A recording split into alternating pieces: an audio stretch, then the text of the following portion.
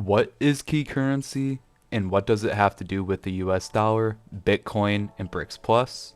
Well, to begin, as of the moment of writing this, the US dollar still is the key currency. And while there are other key currencies, the dollar is the global reserve currency for the time being. However, we are in the midst of a transition to something else, and it has everything to do with BRICS Plus and Bitcoin.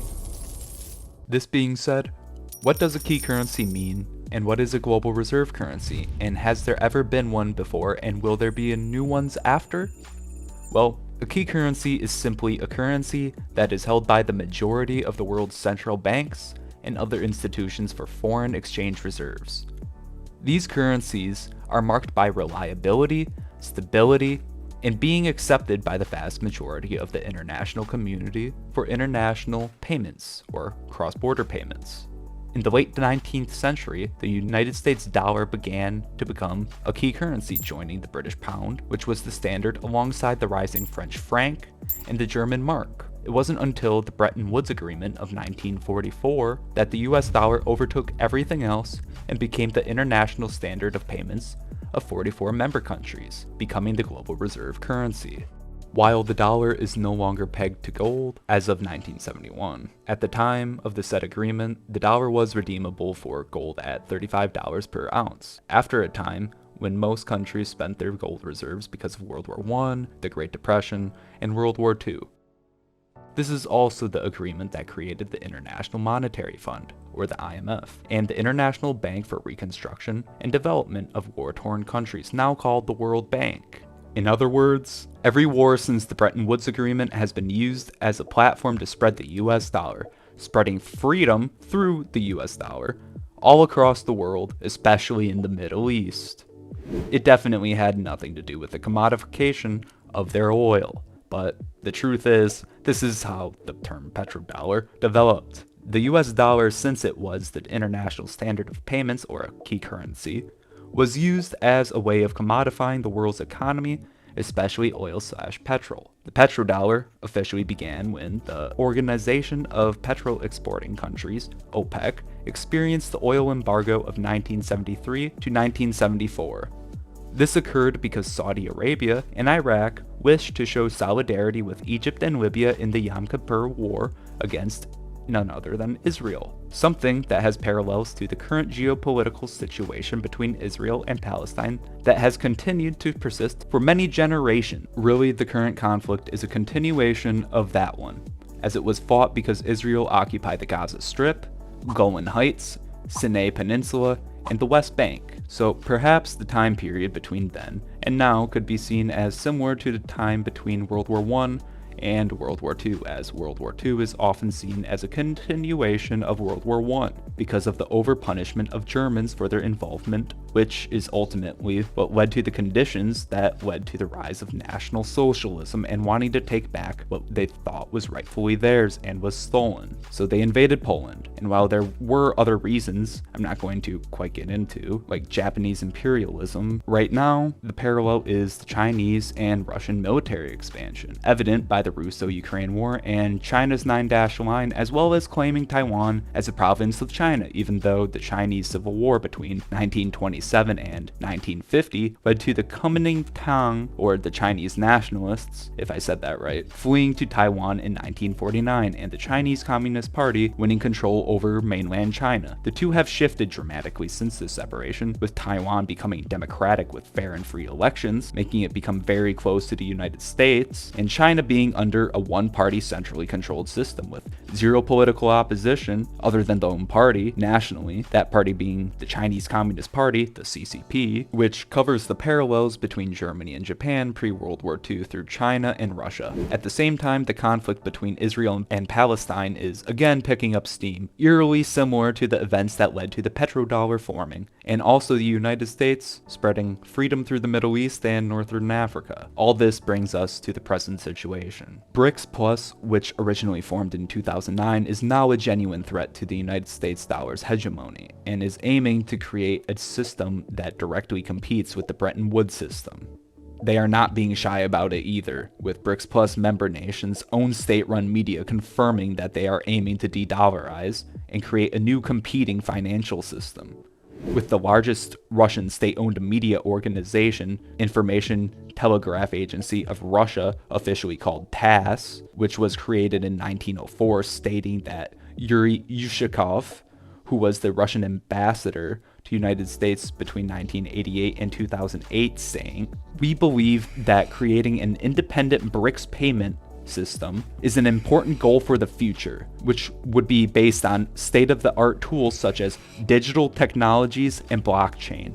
The main thing is to make sure it is convenient for governments, common people, and businesses, as well as cost-effective and free of politics," as well as saying, "Work will continue to develop the contingent reserve arrangement, primarily regarding the use of currencies different from the United States dollar." They aren't being shy about it, but why dethrone the dollar? While BRICS Plus in its earliest form officially began in 2009, it didn't really begin gaining traction until the United States and its allies sanctioned Russia and froze its bank accounts associated with the United States dollar, where SWIFT, which was a cross-border payment platform used by 200 countries prior to Russia's ban from it, led to the ability to use the dollar as a strategic asset, a reality, alongside the United States and its allies' willingness to use it as such. This meant that the United States dollar was no longer reliable for people outside of that sphere. If you can no longer use the dollar, it is no longer a key currency for Russians, or for the people that can't use it any longer, as it is no longer reliable as it has discriminatory rules, whether justified or not, also decreasing the amount of places it is accepted for payments, making it not a key currency for those countries. In my opinion, this was a major blunder, but if I'm going to be honest, it was also inevitable, so I can't really say that. Regardless, the swift action taken to de-dollarize since the onset of the Russo-Ukraine war is ultimately why BRICS Plus is forming a unified currency that is based on blockchain and digitization. However, it doesn't fix the problem to assume that Brazil, Russia, China, India, South Africa, Iran, Saudi Arabia probably, Egypt, Ethiopia, and the UAE would do any better doesn't really make sense with their combined track record, unless you believe that all of these nations, who not only have an absolutely impeccable human rights record and score very high on the Freedom Index, are more trustworthy than the United States, EU, and Bitcoin, in which case you should probably invest in Evergrande if you don't already, but that's besides the point. At no point so far have they ever stated that they are going to flee from fiat currencies, which are currencies backed by nothing at all. They just said they are going to use a basis of digital currencies and blockchain, something the IMF and World Economic Forum has already been doing. So it can be assumed that the system they are trying to create is an international central bank digital currency, or ICBDC. It would be equivalent to this creation of a digital euro with some similarities to blockchain. But what does key currency de-dollarization and BRICS Plus have to do with Bitcoin, since I mentioned it? Well, let me tell you using a few real-world examples. During the onset of the Russo-Ukraine war, Ukraine legalized in totality and legitimized Bitcoin and other cryptocurrencies on March of 2022, which made them create a legal framework for it even before the United States, which still has unclear regulations and allowed them to receive donations for their defense effort in none other than Bitcoin. In addition to this, during the Canadian trucker protest of the same year when a $10 million GoFundMe was shut down by Canada, Bitcoin donations took its place as well. All right, well, the mayor of Ottawa declaring a state of emergency as Canadian truckers protest COVID restrictions and ramp up demonstrations in the Canadian capital. GoFundMe has shut down $8 million worth of fundraising amid police complaints, which has prompted the Freedom Convoy to seek charity elsewhere, including crowdfunding platform Tallycoin, which claims to be powered by Bitcoin. 20 Bitcoin worth 870K or 1.1 million CAD.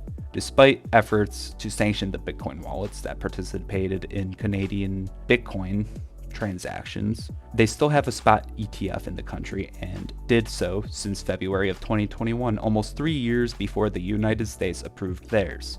thus demonstrating Bitcoin's inability to be shut down. China, prior to investing an equivalent of $250 million into Bitcoin mining in an AI data center in Ethiopia, tried banning Bitcoin countless times to no avail.